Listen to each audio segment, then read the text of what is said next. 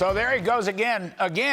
President Biden acting as a bottomless Pinocchio, spewing forth untruths about the economy. Joining me to talk about it, my dear friend Kevin Hassett, former chair of the Council of Economic Advisors and author of The Drift, Stopping America's Slide to Socialism, the most important book of the 21st century. You know, Kevin, just reading that piece, I talked a little bit about it last night, but I have to get your a verification of everything I say. I mean, the economy is not in good shape. It was. He inherited a good economy. It's barely growing. He's lying about the jobs, and the inflation rate is still an intractable problem, and real wages are falling. I mean, I just don't get any of this.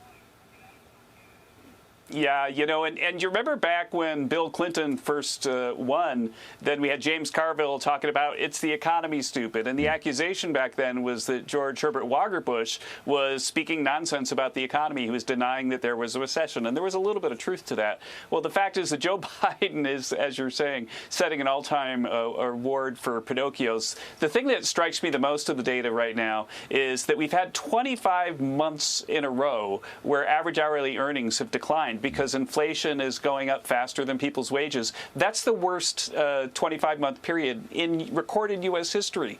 And so rather than sort of saying, hey, we've got these troubles, I'm thinking about how to solve them, he's out there denying them. And that's not really the kind of thing that's going to turn things around for the economy or for Biden's approval. I think we have a full screen chart of that real wage decline, which is the heart of the pocketbook issue from election purposes. There it is. Under Biden, it fell 2.7%. Under Trump, it was up a huge 7.3%. Kevin, you're concerned, though, we're starting to see some erosion in the jobs market?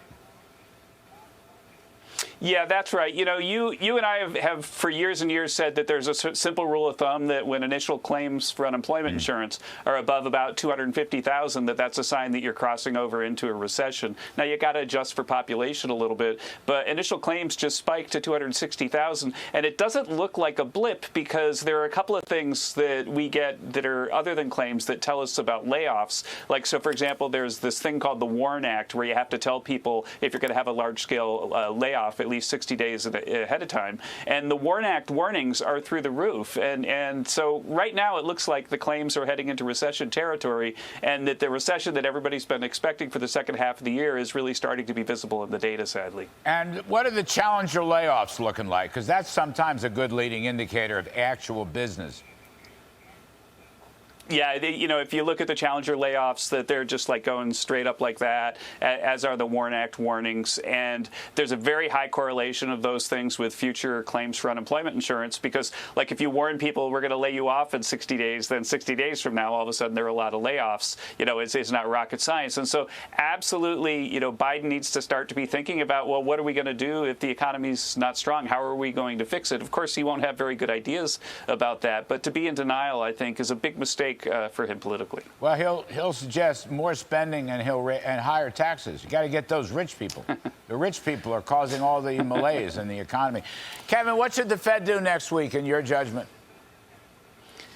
Right. Well, I think that the Fed absolutely should raise rates again. You know, the Taylor rule, which is, I think, the best rule for where the federal funds rate needs to be if you're going to fight inflation, is about 7% right now. It depends a little bit on your assumptions. And so the federal funds rate is way below where it needs to be to reduce inflation. And don't believe me, look at inflation. If you look at the PCE deflator, personal consumption expenditure deflator, the core deflator was going up at a 12-month rate of 4.8% last November. The latest month we have is up 4.7%. So all the Sturm and Drang about what the Fed's been doing has knocked 0.1% off of PCE core inflation, and now they're going to hold off. You know, they should not do that. Now, I think that's what they're going to do. I think that they're going to take a break, but the data suggests that they shouldn't, and frankly, that they're still 1% or so lower than they need to be if they're going to get inflation to really turn around. All right, great stuff.